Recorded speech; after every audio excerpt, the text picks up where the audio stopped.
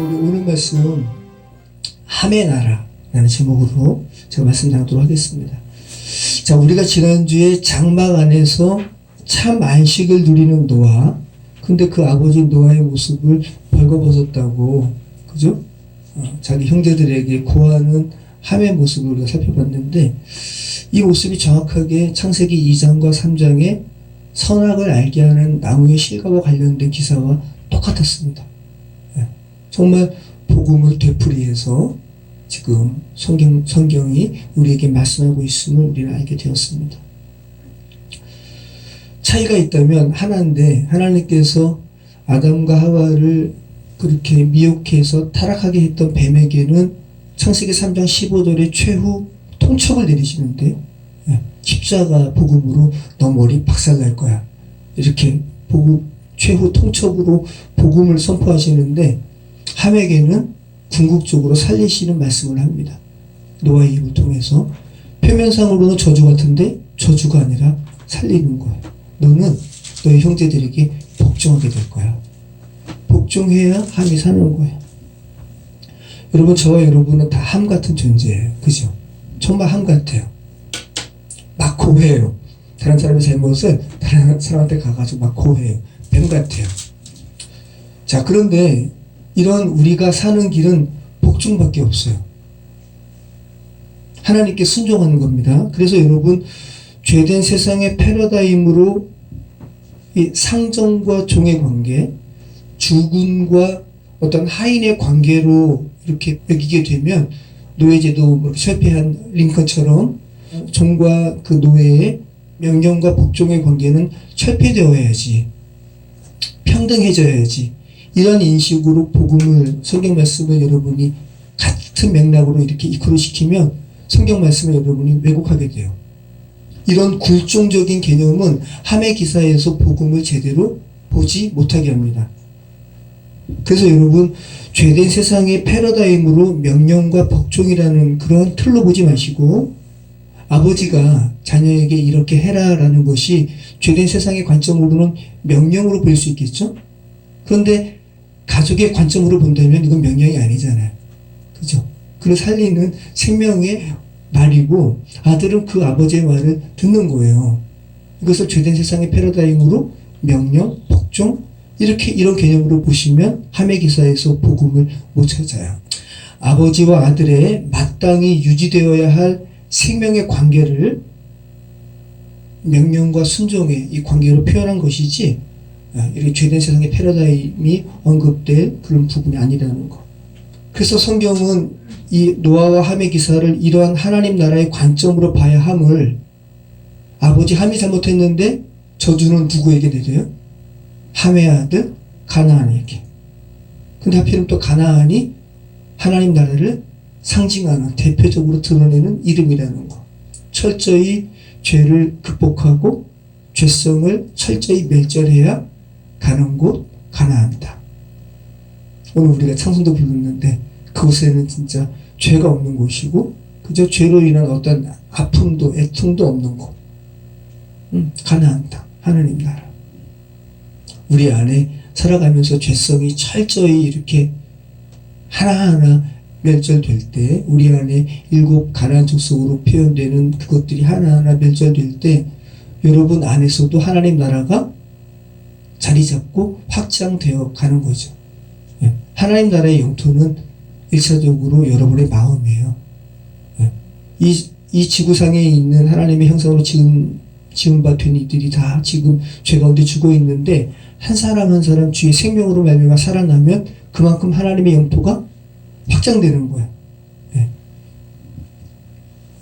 다시 한번, 가나안이 천국을 상징하는 이런 이름이라는 거 한번 깊게 묵상하시기 바랍니다. 자, 우리 오늘 말씀은 톨레도시인데요, 족보예요.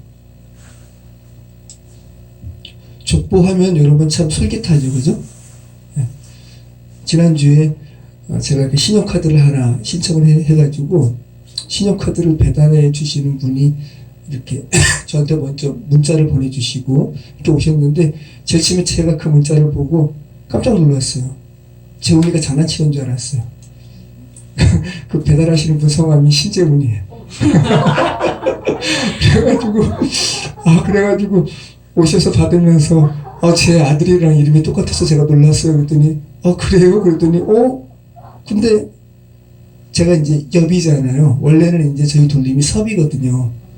네. 그래서 그분 아버님은 섭이에요. 그래서 저도 원래 섭인데 섭, 엽, 다 빛날 섭, 빛날 엽이더라고요. 그래가지고 제가 원래 섭입니다. 그러면서 이제 이분이 근데 할아버지예요.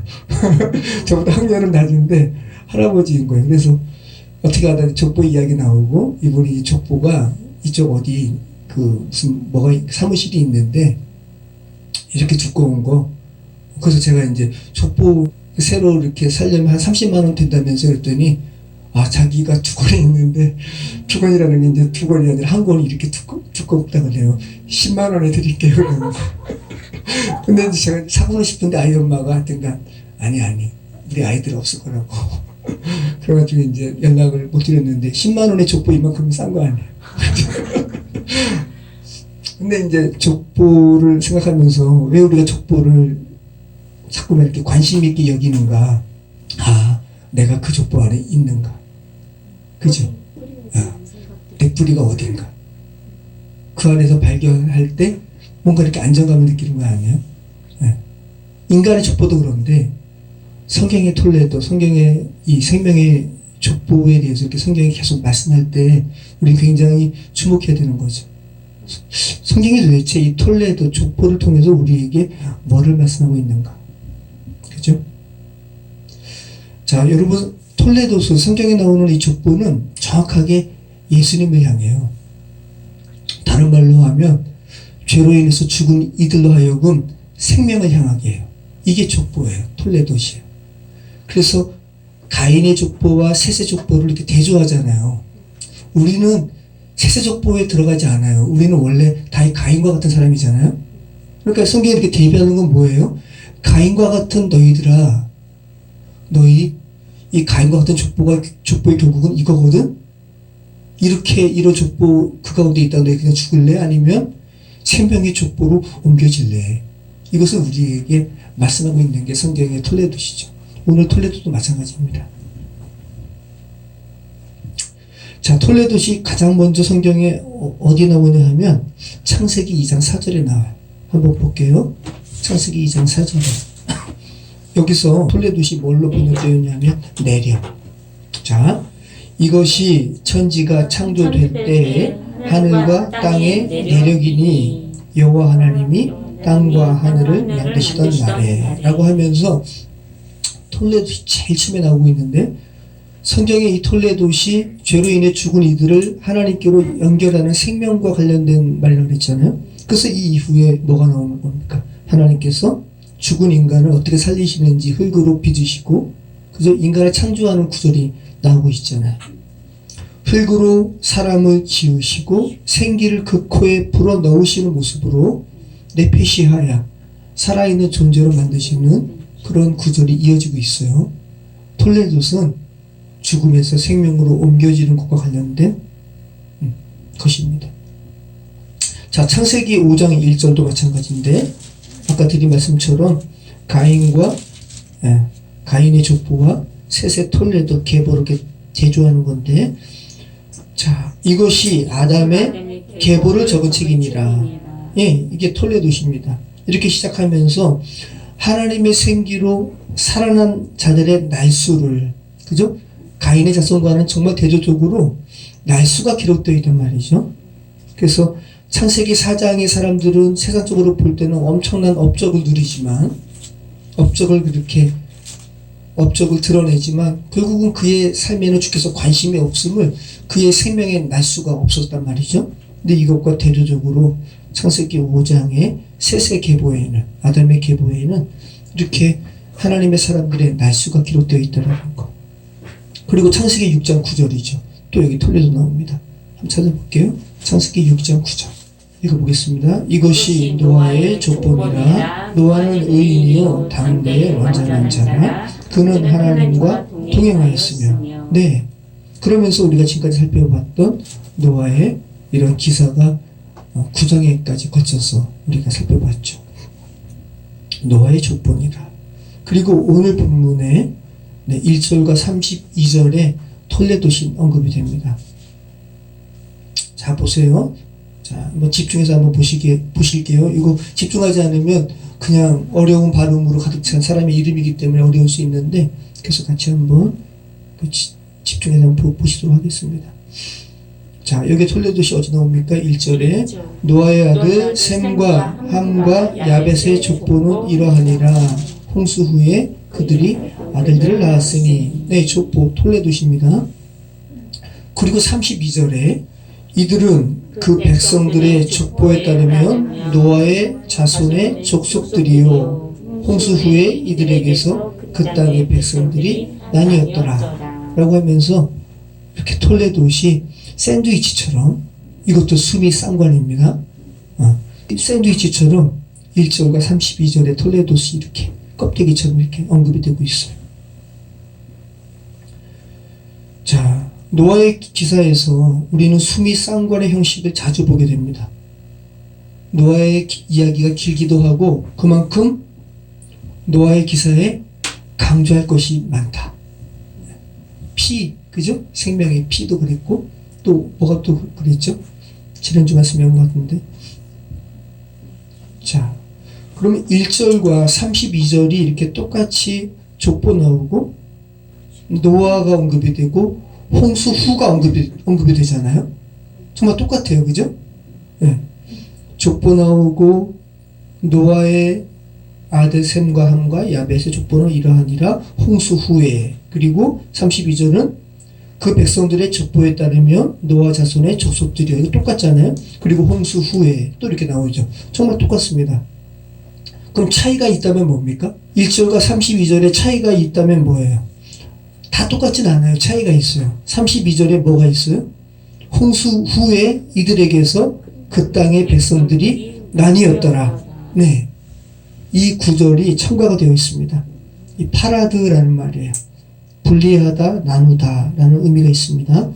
그러면 나뉘었다라는 것은 원래 나누기 전에 온전한 하나의 상태가 있었음을 생각하게 하는 단어가 이 파라드, 나뉘었다라는 단어인 우리는 생각을 하셔야 되는 거죠. 그래서 다음 주에 우리가 살펴볼 창세기 11장의 기사는 또 나뉘어짐의 기사잖아요. 우리가 다음 주에 살펴볼 겁니다. 바벨의 성을 쌓은 인간과, 그죠? 인간에 대한 이야기가 나오고 하나님께서 그 성을 무너뜨리시고 그 인간들로 하여금 나뉘게 하시죠. 흩어지게 하세요. 네. 언어도 분리가 되고, 그죠? 인류도 흩어지게 되고. 근데 흩어지면 왜 흩어지는가? 죄로 인해서 흩어지는 거예요. 근데 나중에 이 바벨의 흩어짐의 기사가 사도행전에서 다시 합쳐져요. 오순절 사건에서 언어가 하나가 돼요. 분명히 다음 주에도 자세히 이야기할게요. 분명히 디아스포라 각 나라의 방언만 알고 있는 사람들이 6월절 행사로 말미암아 예루살렘에 왔더니, 근데 그 교회에서 사람들이 기도하는데 다 자기 방언으로 들리는 거 아니에요. 놀라운 일이 벌어지는 거죠. 복음으로 다시 하나가 됩니다. 이게 바로 성경의 기사예요. 죄로 인해서 나뉘어진 거 주의 복음으로 하나 되게 하십니다. 여러분이 원래 나뉜 가운데 있었는데 지금 주의 복음으로 말미암아 지금 하나 되는 거예요. 여러분이 얼마나 바쁘신 분들인데 주일날 여기 와서 예배드려요. 그죠? 진짜 그런 거예요. 엄청난 거. 그리고 사단은 그거 계속 방해하고 하나 되지 못하게 하고. 자, 죽은 인간은 분리됨을 추구하지만 하나님은 그 죽은 자를 살리셔서 하나됨을 다시 추구하게 하십니다. 이게 하나님의 은혜입니다. 하나님의 역사입니다. 자, 우리 다시 한번 1절 말씀 읽겠습니다. 노아의 아들 셈과 함과 야벳의 족보는 이러하니라. 홍수 후에 그들이 아들들을 낳았으니. 자, 세 명의 아들이 언급이 됩니다. 셈과 함과 야벳입니다. 먼저 셈입니다. 셈이란 이름은 명성이라는 의미가 있고요. 평판이라는 의미가 있습니다. 굉장히 명성이 있는, 평판이 있는 좋은 의미죠. 그래서 셈족의 조상이고, 그래서 셈이죠. 아브라함, 이삭, 야곱으로 이어지는 이스라엘이 이 셈족입니다.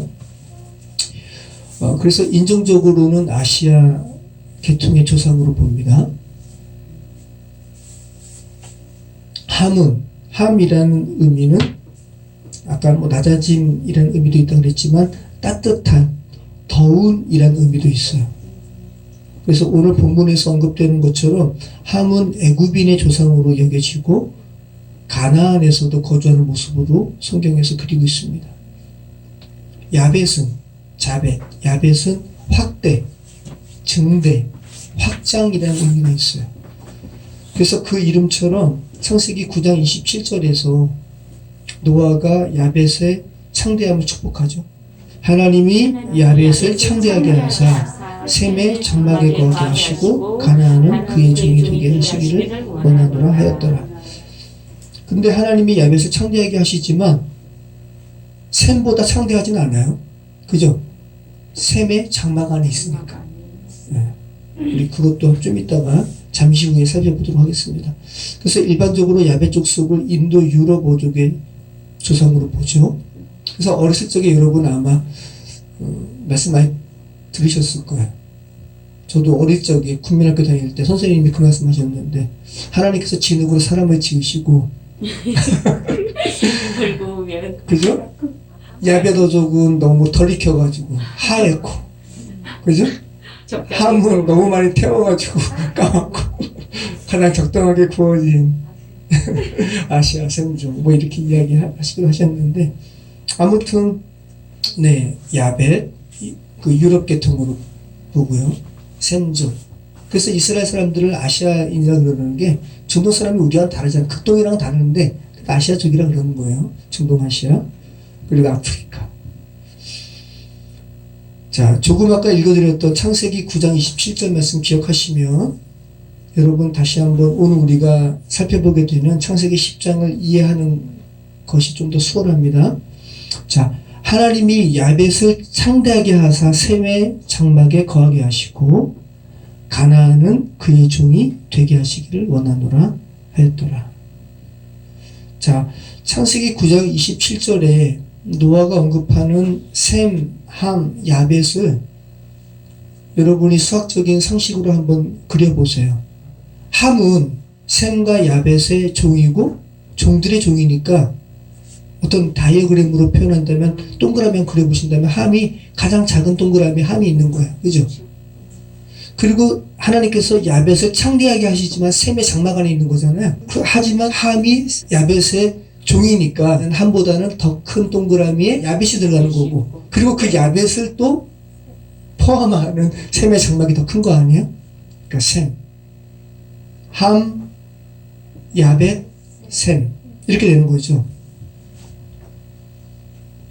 자, 야벳을 창대하게 하사 그죠? 지금 하나님께서 노아를 통해서 야벳에게 이렇게 축복하는 것이 야벳을 창대하게 하사 형제들을 떠나 다른 곳에 가서 너만의 나라를 이루게 하라 라고 이렇게 말씀하지 않으셨다는 거. 셈의 장막 안에 거하게 하셨다는 거. 여러분 기억하시기 바라요. 그래서 옷을 어깨에 메고 형 셈과 함께 노아가 있는 장막에 뒷걸음쳐서 들어갔던 셈과 야벳을 노아는 분리가 아닌 연합으로 이렇게 묶고 있더라는 거.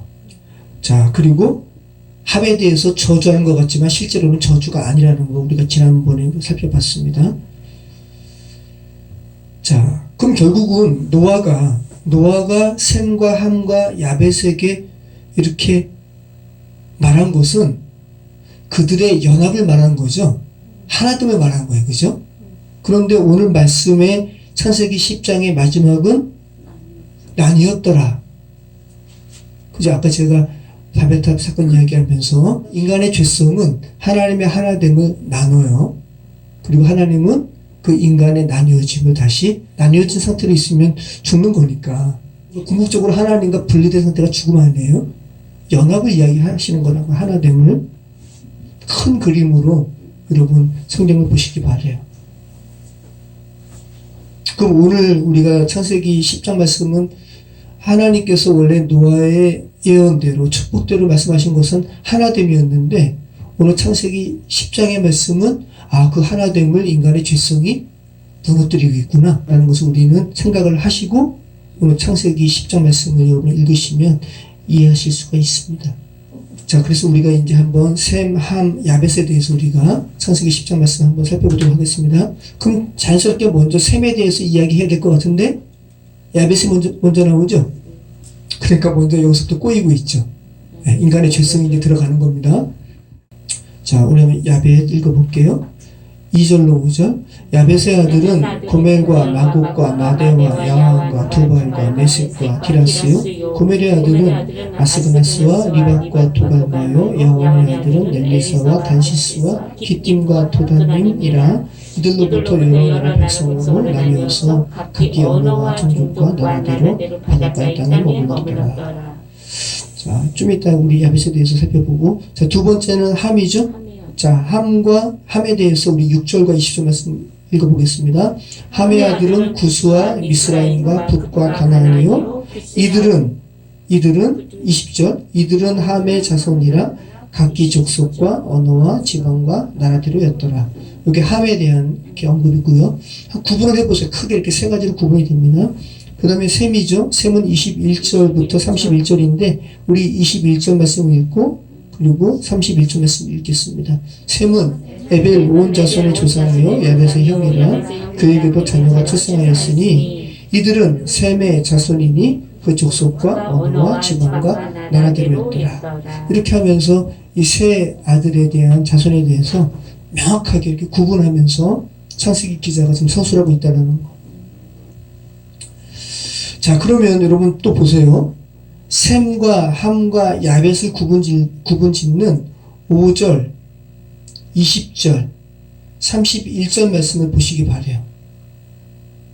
똑같죠? 이름만 셈, 함, 야벳이라는 이름만 다를 뿐 언어와 민족과 나라대로라는 표현이 똑같아요. 그죠? 자, 근데 차이가 있습니다. 또 차이가 있습니다. 야벳에서만큼은 바닷가의 땅에 머물렀다라는 표현이 첨가되고 있습니다. 그죠? 그러니까 성경에서 일반적으로 말하는 셈과 함과 야벳의 순서대로 이렇게 셈이 먼저 언급되는 것이 아니라 야벳의 기사가 먼저 나오는 것도 이게 지금 뭔가 삐걱거리고 있는 것처럼 야벳의 기사에서 다른 형제들과 다른 뭐가 하나가 더 돌출되어 있다고요. 그게 뭐라고요? 바닷가에. 예. 바닷가의 땅에 머물렀다라는 표현이 야벳의 기사에 이렇게 첨가되고 있습니다. 자, 우리 2절로 5절 말씀 다시 한번 읽어보겠습니다.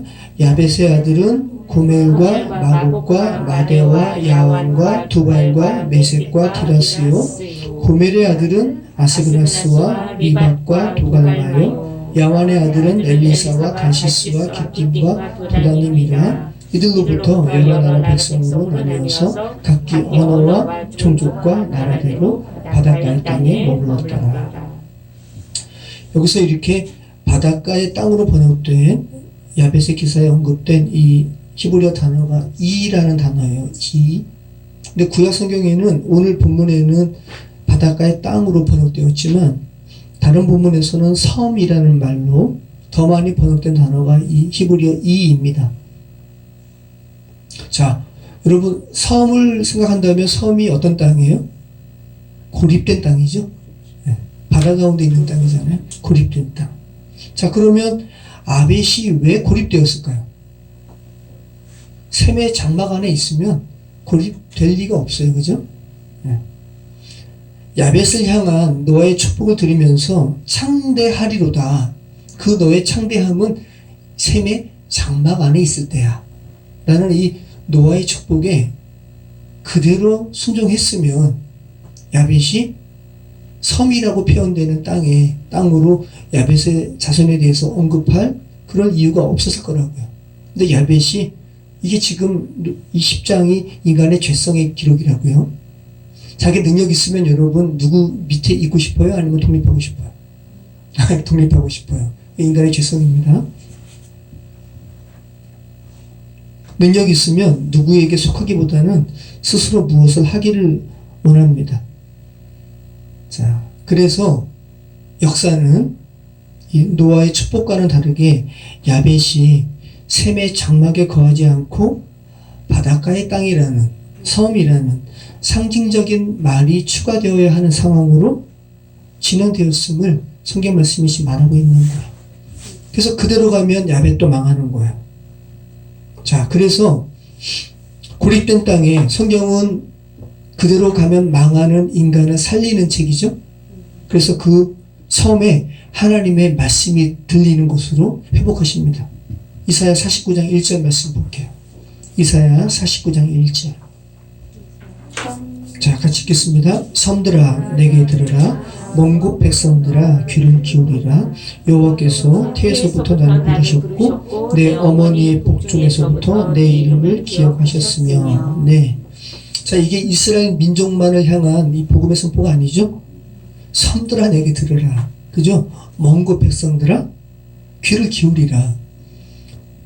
여러분이 물론 유럽 어족은 아니지만, 유럽 종족은 아니지만 여러분이 다 섬 같은 존재였어요. 그죠? 근데 지금 하나님의 외침을 여러분이 듣는 존재가 되었네요. 그래서 섬처럼 고립되어 있지 않고 좀 주의 말씀을 지금 듣게 되었습니다. 자, 우리 6절 말씀, 우리 함에 대해서 살펴볼게요. 우리 6절부터, 자, 이제 깁니다. 20절까지 한번 읽어보겠습니다. 함의 아들은 구스와 미스라임과 붓과 가나안이요. 구스의 아들은 스바와 하윌라와 삽다와 라마와 삽더가요. 라마의 아들은 스바와 드다니며 구스가 또 리므롯을 낳았으니 그는 세상의 첫 용사라. 그가 여호와 앞에서 용감한 사냥꾼이 되었으므로 속담에 이르기를 아문은 여호와 앞에 니므롯같이 용감한 사냥꾼이로다 하더라. 그의 나라는 시날 땅의 바벨과 에렉과 아깝과 갈레에서 시작되었으며 그가 그 땅에서 아스로 나아가 니느웨와 르호보딜과 갈라와 및 느네웨와 갈라 사이에 레센을 건설하였으니 이는 큰 성읍이라. 미스라임은 루딘과 아나민과 르하빔과 납도임과 바드로심과 가슬루힘과 갑도림을 낳았더라. 가슬루임에게서 블레셋이 나왔더라. 가나안은 장자 시돈과 헷을 낳고 또 여부스 족속과 아모리 족속과 기르가스 족속과 히위 족속과 알가 족속과 신 족속과 아르와 족속과 스말 족속과 하마 족속을 낳았더니 이후로 가나안의 자손의 족속이 흩어져 나아갔더라. 가나안의 경계는 시돈에서부터 글라를 지나 가사까지와 소돔과 고모라와 아드마와 스보임을 지나 라사까지였더라. 이들은 함의 자손이라 각기 족속과 언어와 지방과 나라대로였더라. 자, 우리가 이 함의 자손에 대한 기사를 읽었는데 여러분이 성경을 읽으면서 계속 이스라엘을 대적했던 민족들이 여기 다 나오네요. 그죠? 자, 야벳부터 삐걱거리니 셈과 야벳의 종이 되어야 할 함의 아들들이 종이 아니라 세상의 주인이 되어서 살아가는 모습을 오늘 본문이 말하고 있어요. 가인의 후예처럼 굉장히 세상에서 잘 나가는 모습으로 표현되고 있죠.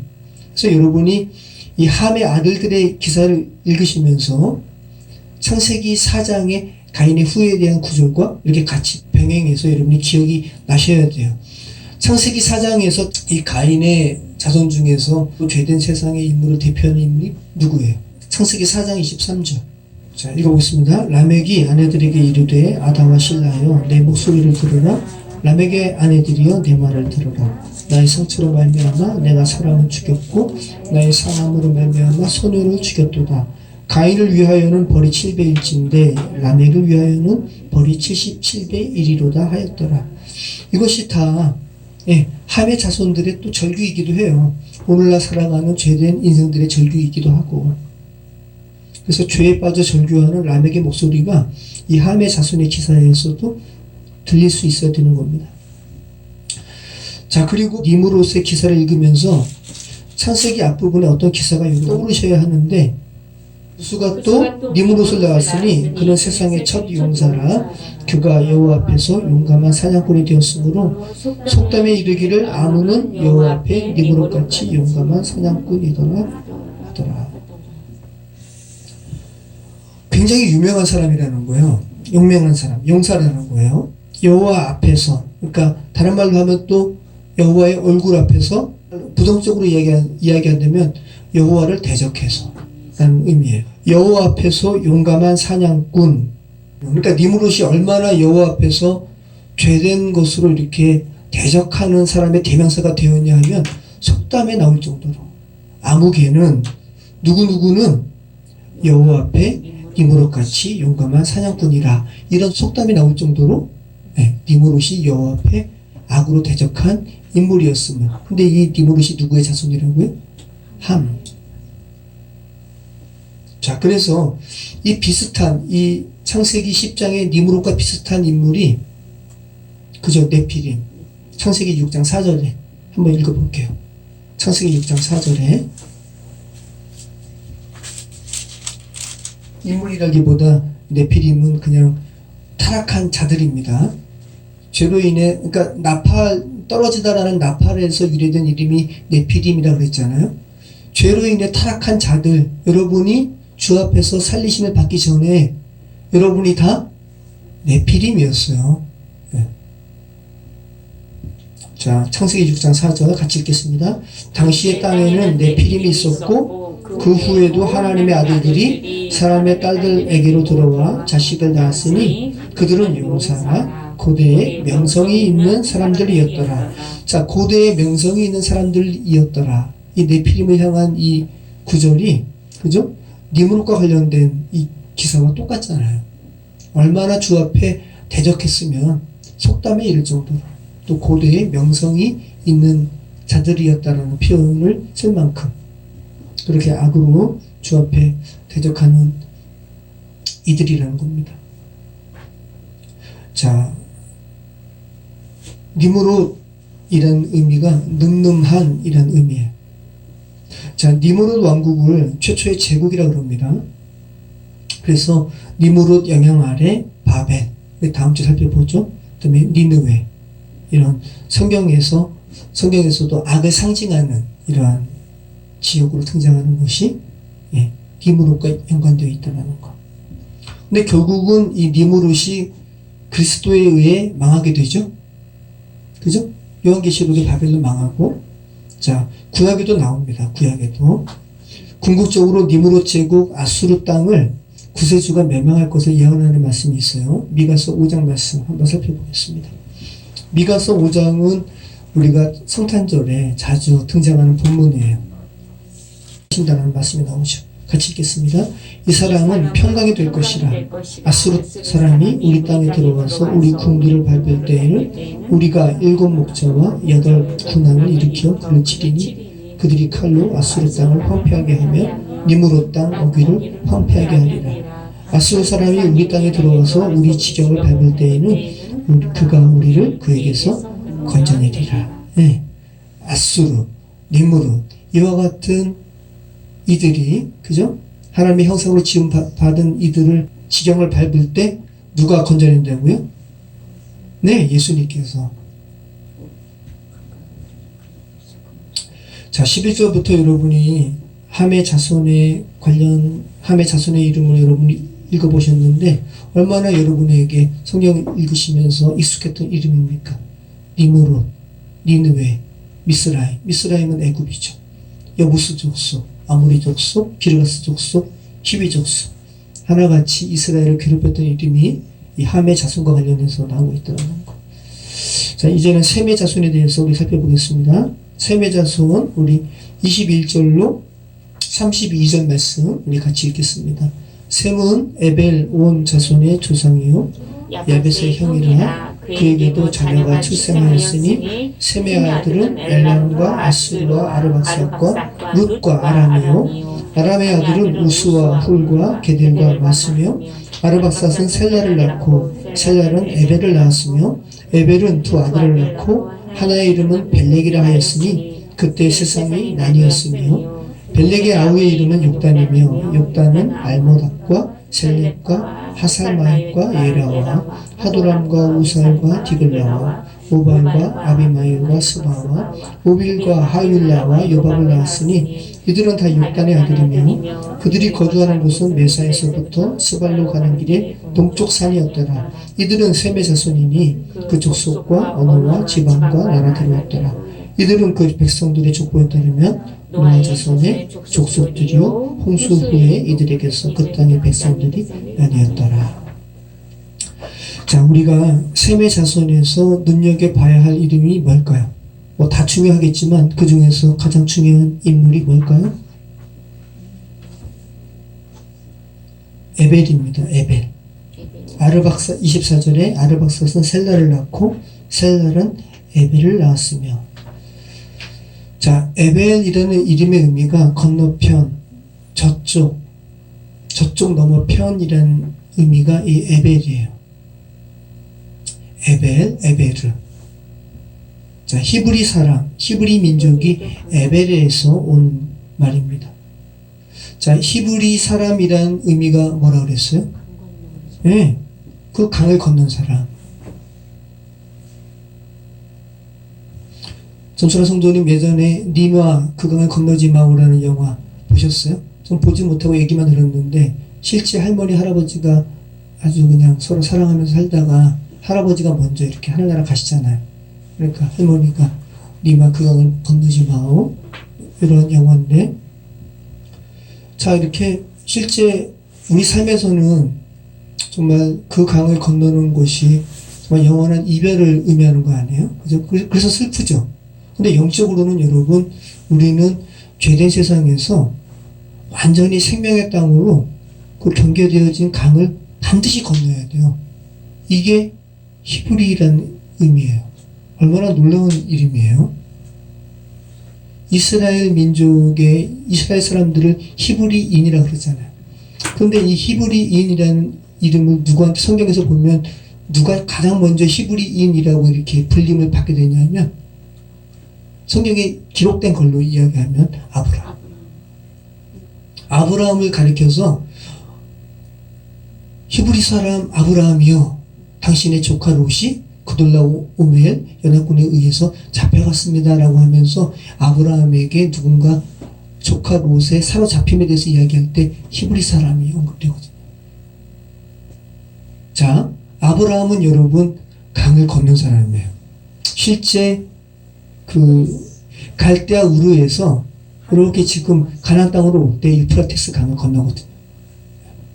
그러니까 물리적으로도 강을 건넌 사람이지만, 자, 하나님께서 우리가 이제 12장에서 우리가 살펴보는데, 너는 너의 친척, 너의 아비집을 떠나 내가 내게로 지시할 땅으로 가라 라고 할 때, 이 하나님 아버지의 말씀을 듣고 물리적인 강뿐만 아니라 아브라함은 그죠? 영적인 강을 건넌 거예요. 자, 이 히브리 사람 아브라함의 이 히브리 사람의 어원이 어디서부터 언급된다고요? 에벨. 노아의 자손, 셈의 자손, 에벨. 자, 25절에서도 여러분 뜻깊은 이야기가 나옵니다. 25절. 자, 25절에 자, 같이 읽겠습니다. 에벨은 두 아들을 낳고 하나의 이름을 벨렉이라 하였으니 그때 세상이 나뉘었으며 벨렉의 아우의 이름은 욕단이며. 자, 이렇게 에벨이 또 에벨의 두 아들을 낳는데 벨렉과 욕단, 이것도 굉장히 중요합니다. 에벨이 벨렉과 욕단을 낳았는데 벨렉을 낳은 그때에 세상이 나뉘었다라는 특별한 묘사를 하고 있잖아요. 자, 어떤 사건이 이때 있었는지 모르겠는데 성경은 그들의 이름을 통해서 또 특별히 그 두 아들을 낳았을 때 세상이 나뉘었다라는 굉장히 특별한 묘사를 하고 있다는 거. 자, 여러분, 벨렉이라는 이름 자체가 나누다, 쪼개다 라는 의미가 있어요. 이 파라그에서 온 말이 벨렉이에요. 나누다, 쪼개다. 그러니까 성경이 지금 뭐를 말씀하고 있다는 거죠. 근데 벨렉의 아우는 이름이 뭐라고요? 욕단. 욕단은 그 이름의 의미가 뭐냐면, 그러니까 성경이 여러분 그냥 괜히 쓰여진 게 아니에요. 여러분에게 뭐를 지금 말씀하고 있다고요. 욕단은 자그마하다, 중요하지 않다라는 카톤에서 온 말이 욕단이에요.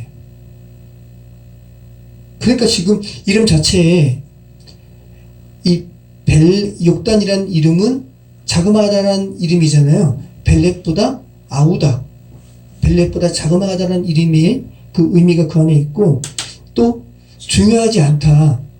벨렉은 중요하지 않은 것을 택한 사람이라는 의미를 우리는 이 이름에서 유추할 수가 있는 거죠. 성경이 지금 뭐를 이야기하는 겁니다. 벨렉의 시대에 눈에 보이지는 않지만 정말 중요한 것, 하나님과 함께 하려는 이 신앙을 지키려는 무리와, 그죠? 눈에 보이는, 근데 정말 가치 없고 작은 것, 하지만 그들이 보기에는 너무 좋아 보이는 것을 선택한 이 세상을 좇는 무리로 뭔가 나뉘어지는 사건이 있었음을 지금 성경은 말하고 있는 거예요. 그 사건이 뭔지는 이야기하고 있지 않은데 그들의 이름을 통해서 지금 말씀하고 있는 겁니다. 정말 눈에 보이지 않고 세상이 보기에는 무가치한 것을 선택한 무리와, 세상이 보기에는 크지만 하나님 보시기에는 정말 가치 없는 아주 작은 것을 선택한 무리로 나뉘어졌음을 지금 성경은 에벨의 자손, 에벨의 두 아들의 이 기사를 통해서 여러분에게 말씀하고 있는 거예요. 계속 그러면 여러분 지금, 그죠? 가인과 셋의 톨레도, 이렇게 크게 가인과 셋의 톨레도처럼 이제 정작 또 셈의 아들 안에서도 또 이렇게 죄로 인해서 나뉘어지는 것을 지금 성경이 지금 고발하고 있는 거죠. 셈의 후예 가운데서도. 자, 계속해서 우리가 다음 주에 살펴볼 11장의 바벨탑에 관한 기사도 나뉘어짐. 우리 다음 주에 다시 한번 살펴보도록 하겠습니다. 자, 여러분, 아브라함이 욕단의 후손이겠어요? 벨렉의 후손이겠어요? 벨렉의 후손이에요. 6대손입니다. 역대상 1장 25절 말씀 볼게요. 25절, 27절 말씀 보면, 자, 역대상은 그 에스라, 느헤미야, 하여튼간 포로기 이후에 이스라엘이 죄로 인해서 패망했네요. 그 다음에 하나님의 은혜로 고토로 이제 회복하고, 그 안에서 야, 우리가 망한 것은 여호와의 신앙을 저버렸기 때문이야 라고 하면서 족보를 다시, 정체성을 다시 주입시키는 말씀 아니에요? 그러면서 족보가 나오는 거예요. 역대상이. 자, 역대상. 자, 벨렉부터 시작하면 벨렉, 루, 수룩, 나홀, 데라, 아브라함. 곧 아브라함. 자, 6대손입니다. 자, 누가복음 3장 34절로 35절. 아브라함이요, 그 이상은 데라요, 그 이상은 나홀이요, 그 이상은 수룩이요, 그 이상은 루요, 그 이상은 벨렉이요. 아브라함은 벨렉의 6대손입니다. 자, 보세요. 자, 에벨은 두 아들을 낳고 하나의 이름을 벨렉이라 하였으니 그때 세상이 나뉘었으며 벨렉의 아우의 이름은 욕단이며, 그러면서 욕단의 이름이 나오잖아요. 계속. 그죠? 욕단은 알모닥과 셀렙과 하살마엘과 예라와 하도람과 우산과 티글라와 뭐 엄청 나와요. 근데 여기에 벨렉의 자손은 안 나오죠. 자, 보세요. 욕단의 자손은 오늘만 나와요. 오늘 이 창세기 10장 말씀이 지금 죄로 인해서 죄성으로 말미암아 계속 하나님의 연합을 지금 나누는 인간의 죄성을 고발하는 기사 아니에요? 그래서 그 욕단의 기사가 오늘만 나오고요. 욕단의 자손은 더 이상 안 나옵니다. 그런데 오늘 본문에는 벨렉의 자손은 언급조차 없어요. 자, 세상의 관점으로 보면 누가 더 창대해요? 욕단이. 욕단의 자손도 많아 보여요. 그죠? 자, 벨렉은 이름만 언급되고 벨렉의 자손은 언급이 되지 않아요. 그런데 벨렉이 아브라함의 6대 조상이었다고요. 지금 성경이 말하는 바가 있잖아요. 성경 기자가 욕단의 자손은 당시의 창세기 말씀을 읽으면서 그들이 욕단의 기사를 읽으면서 알만한 유명한 이름으로 가득 찼음을 이야기하는 거예요. 근데 반면 벨렉의 자손은 세상적인 가치관으로 기억도 안 나는 정도였다라는 거예요. 그것을 지금 창세기 10장은 지금 명확하게 우리에게 말씀하고 있는 거예요. 그런데 얘들아, 너희는 여기에서 벨렉의 하나님의 생명이 있음을 너희들은 발견해야 된다는 것을 창세기 10장은 말씀하고 있는 거죠. 욕단을 아라비아 계열로 보기도 해요. 자, 다시 한번 여러분 정리하시기 바랍니다. 성경 기자가 욕단의 자손은 세상이 알만한 이름으로 가득 도배하고 있는 반면 벨렉의 자손은 세상적인 가치관으로는 이름을 드러낼 것이 없는 것으로 이렇게 묘사조차도 안 하고 있다는 것. 그런데 생명은 벨렉에게서 또 아브라함에게 연결되어 있다는 것. 여러분 기억하시기 바랍니다. 여러분 말씀 마치도록 하겠습니다. 여러분 우리가 살아가는 나라가 함의 나라입니다. 자, 죄된 인간이 추구하는 것은 모두 니무롯의 문화를 추구해요. 눈에 보이는 썩어질 것들만 추구해요. 그게 좋아 보이는 거예요. 그런데 성경은 그러한 함의 나라에서, 그러한 함의 세상에서 벨렉의 육대손 아브라함을 끄집어 내셔가지고 하나님의 나라, 하나님께서 지시하신 땅, 가나안 땅으로 가게 하십니다. 여러분, 아브라함이 살던 나라도 함의 나라였어요. 엄청난 번영의 땅이었어요. 아브라함이 살던 집에 수세식 화장실이 있었다 그래요. 고고학적으로. 엄청난 거부였어요. 그거 버리고 진짜 하나님을 쫓아가는 거예요. 함의 나라에서. 여러분이 지금 함의 나라에서 사시다가 아브라함처럼 하나님께서 여러분을 끄집어 내셔서 가나안 땅으로 가게 하시는 겁니다. 여러분이 하나님의 나라로 가는 여정 가운데서는, 그런데 가나안의 7족속으로 대변되는 뿌리 깊은 죄성을 처리하는 분투가 있으셔야 되는 것이고, 그리고 벨렉이라는 이름처럼 세상의 가치관과 분명히 크게 나누어지는 큰 결단이 저와 여러분의 신앙의 여정 가운데 반드시 있어야 하고, 성경은 오늘 창세기 10장을 통해서 말씀하고 있는 것이죠. 그런 이들이 교회예요. 그것이 성경이 창세기 기자가 창세기에서 톨레도서 통해서 저와 여러분에게 말씀하는 바입니다. 무쪼록 썩어질 이 함의 나라에서 정말 생명의 톨레도스로 옮겨지는 은혜가 저와 여러분, 또 여러분께서 기도하시는 자녀들의 그런 인생 가운데 있기를 축원합니다. 기도하겠습니다.